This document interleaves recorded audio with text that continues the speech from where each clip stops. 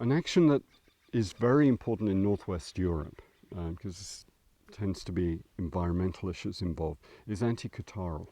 An anti-cattarhal is something that helps the body reduce excessive mucus production. Now the word's a bit challenging for some Americans because catarrh is not a word that's used regionally in all parts of America. Some places it is, but if in California and the Southwest, hardly anybody knows what it means. It just sounds like some strange English word.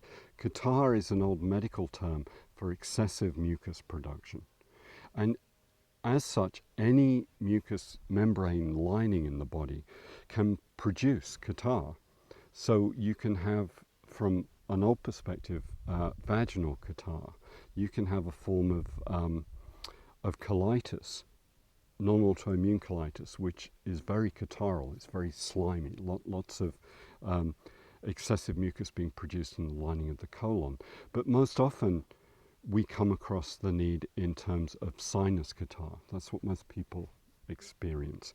Now, it's the wrong concept to try and think of an anti-cattarhal as something that dries up catarrh. You don't want to dry up mucus in the body.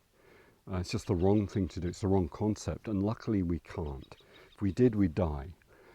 Mucus, again, putting it really crudely, is one of the primary lubricants of the body. And my old physiology teachers would freak out at me for saying that, but that's basically what they're doing. So, there are two approaches herbally to reducing excessive mucus.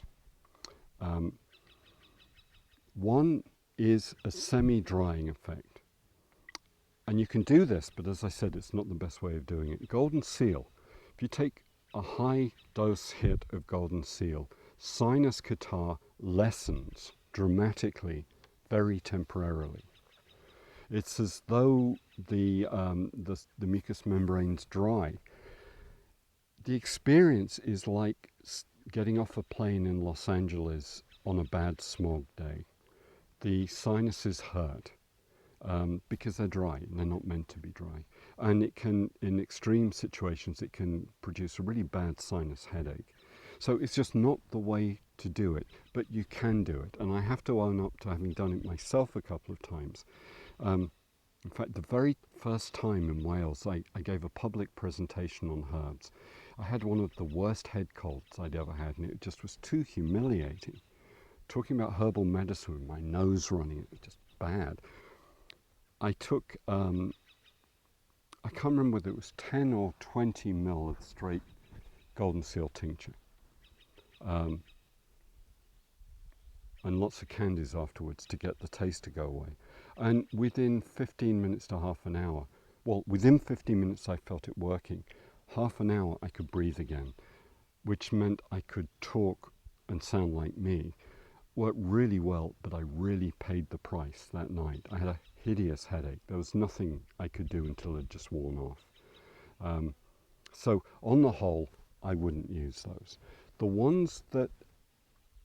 other ones that I would use, the theory is that they work by actually stimulating more production of mucus, but a much more watery mucus. So it sort of lifts up the accrued, adhered, old stuff that you're trying to get rid of. And as such, the initial response is the nose will run more. But it's not as much of a strain for it to run. It just starts running.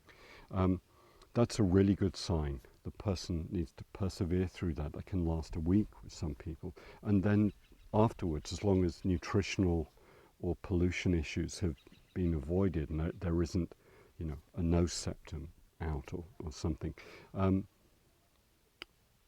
after that, the catarrh is going to be under control. My favorite herbs there are goldenrod. And here, it's not the pollen of the goldenrod. It's the leaves of the goldenrod. So I'm really not invoking any homeopathic issue with people with goldenrod allergies. It's a different issue. So goldenrod, eyebright, elderflowers, elder leaves. Then there are many more from there, but those are the ones that I would think of primarily.